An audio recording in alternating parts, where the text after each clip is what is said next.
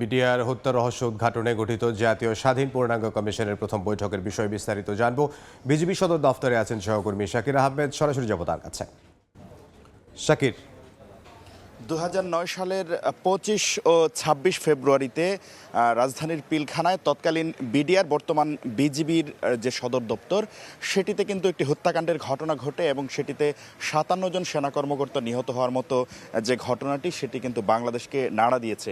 পরবর্তীতে প্রায় যদি ধরি তাহলে সেই 2009 সাল থেকে 2024 সাল পর্যন্ত অর্থাৎ প্রায় 15 বছর সময় ধরে এটির সঠিক তদন্ত হয়নি এমনটি দাবি করে কিন্তু বর্তমান সরকার একটি স্বাধীন এবং স্বতন্ত্র কমিশন গঠন করেছে।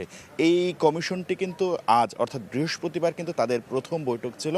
সেটি পিলখানায় বিজিবির যে সদর দপ্তর সেই সদর দপ্তরে অনুষ্ঠিত হয়।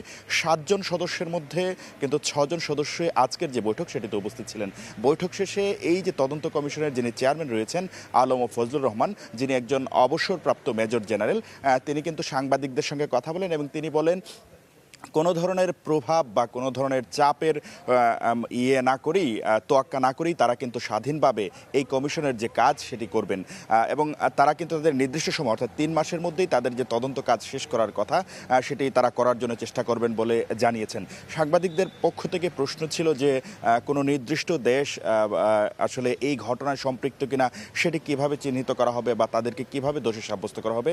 এমন প্রশ্নে কিন্তু কমিশনের চেয়ারম্যান বলেছেন যে কোনো আসলে পূর্ববর্তী কোনো তথ্য বা পূর্ববর্তী কোনো ধরনের ধারণা থেকে কিন্তু তারা কোনো দেশ বা কাউকে দায়ী করবেন না। তদন্তের মাধ্যমে সুস্পষ্ট দালিলিক প্রমাণ বা সার্কামস্টেন্সিয়াল যে এভিডেন্সগুলো রয়েছে অর্থাৎ পারস্পর্শিক যে প্রমাণ রয়েছে সেগুলোর ভিত্তিতে যদি কোনো ব্যক্তি বা দেশ দায়ী হয় কেবল তাহলেই তাকে দায়ী করা হবে। পাশাপাশি এই বিডিআর হত্যাকাণ্ডের সঙ্গে সম্পৃক্ত অনেকেই দেশের বাইরে আছেন, তাদের বিচার কিভাবে করা হবে এমন কিন্তু প্রশ্ন ছিল কমিশনের যে চেয়ারম্যান তার কাছে।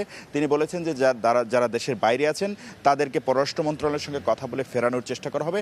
তাদেরকে যদি ফেরানো না যায় সেক্ষেত্রে তারা যেখানে আছেন অর্থাৎ দেশের বাইরে যেন তাদেরকে জিজ্ঞাসাবাদ করা হয় সেই বিষয়টি নিশ্চিত করা হবে। এবং আরেকটি বিষয় সবশেষ বলতে চাই সেটি হচ্ছে যে এখানে আসলে যেহেতু বিদেশিদের সম্পৃক্ততা থাকতে পারে, বিদেশি রাষ্ট্রের সম্পৃক্ততা থাকতে পারে, সেক্ষেত্রে কিন্তু দেশীয় আইনজ্ঞের পাশাপাশি এই তদন্ত কমিশনে কিন্তু বিদেশি আইনজ্ঞ নিয়োগ করার কথা জানিয়েছেন কমিশনের চেয়ারম্যান। এই ছিল আমার কাছে পিলখানা বিজিবির সদর দপ্তরে বিডিআর হত্যাকাণ্ডের যে তদন্ত কমিশন সেই তদন্ত কমিশনের চেয়ারম্যানের যে ব্রিফিং এবং বৈঠক পরবর্তী সর্বশেষ খবরাখবর।